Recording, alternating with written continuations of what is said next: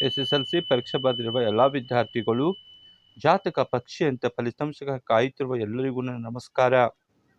SSLC result 2024ನೇ ಸಾಲಿನಲ್ಲಿ ಈಗೀಗ ಬಂದಿರತಕ್ಕಂಥ ಬಿಗ್ ಅಪ್ಡೇಟ್ ಅಂದರೆ SSLC ರಿಸಲ್ಟ್ ಲಿಂಕ್ ಡಿಕ್ಲೇರ್ ಮಾಡಿರ್ತಕ್ಕಂಥ ಶಾಲಾ ಪರೀಕ್ಷೆಗಳು ಮೌಲ್ಯಮಾಪನ ಮಂಡಳಿಯವರು ಪರೀಕ್ಷೆ ಬರೆದಿರ್ತಕ್ಕಂಥ ಎಲ್ಲ ವಿದ್ಯಾರ್ಥಿಗಳಿಗೆ ಗ್ರೇಸಿಂಗ್ ಮಾರ್ಕ್ಸನ್ನು ಅಂದರೆ ಕೃಪಾಂಕ ಅಂಕಗಳನ್ನು ಕೊಟ್ಟಿರುತ್ತಾರೆ.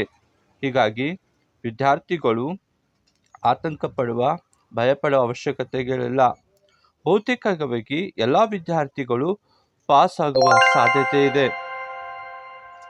ಪ್ರಿಯ ವೀಕ್ಷಕರೇ, ಈ ವಿಡಿಯೋನ ವೀಕ್ಷಿಸ್ತಕ್ಕಂಥ ತಮ್ಮೆಲ್ಲರಿಗೂ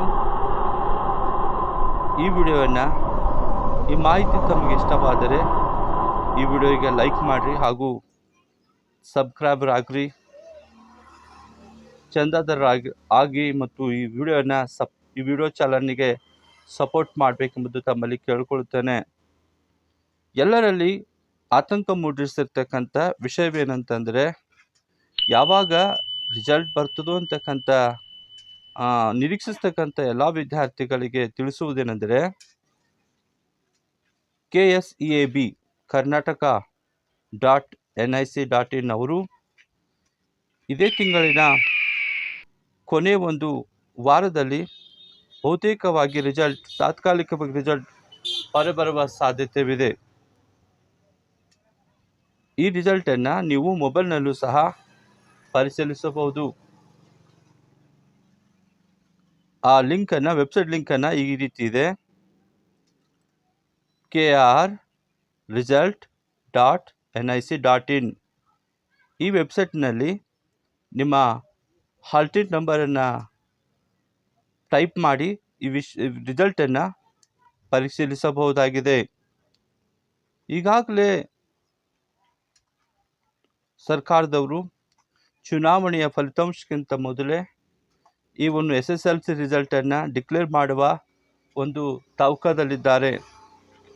ಆದ ಕಾರಣ ಬಹುತೇಕವಾಗಿ ಸಾಧ್ಯವಾದಷ್ಟು ಏಪ್ರಿಲ್ ಕೊನೆ ವಾರ ಇಲ್ಲ ಅಂದರೆ ಮೇ ಫಸ್ಟ್ ವೀಕ್ನಲ್ಲಿ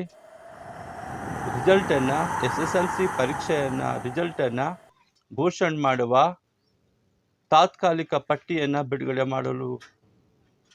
ಮಾಡುವರಾಗಿದ್ದಾರೆ. ಆದ ಕಾರಣ ವಿದ್ಯಾರ್ಥಿಗಳು ಈಗಾಗಲೇ ಜಾತಕ ಪಕ್ಷಿಯಂತೆ ತಮ್ಮ ಪರೀಕ್ಷೆ ಬರೆದಿರ್ತಕ್ಕಂಥ ಫಲಿತಾಂಶಕ್ಕಾಗಿ ನಿರೀಕ್ಷೆಯಲ್ಲಿದ್ದಾರೆ. ಆದ ಕಾರಣ ಎಲ್ಲ ವಿದ್ಯಾರ್ಥಿಗಳು ಬಹುತೇಕವಾಗಿ ಉತ್ತೀರ್ಣರಾಗುವ ಸಾಧ್ಯತೆಗಳಿವೆ. ಯಾಕಂದರೆ ಕರ್ನಾಟಕ ಪರೀಕ್ಷಾ ಮಂಡಳಿಯವರು ಎಲ್ಲ ವಿದ್ಯಾರ್ಥಿಗಳಿಗೆ ಕೃಪಾಂಕಗಳನ್ನು ಕೊಟ್ಟಿರುತ್ತಾರೆ. ಹೀಗಾಗಿ ವಿದ್ಯಾರ್ಥಿಗಳೆಲ್ಲರೂ ಪಾಸ್ ಆಗುವ ಹೆಚ್ಚಿನ ಸಾಧ್ಯತೆ ಇದೆ ಎಂಬುದಾಗಿ ಪರೀಕ್ಷಾ ಮಂಡಳಿಯವರು ತಿಳಿಸಿದ್ದಾರೆ.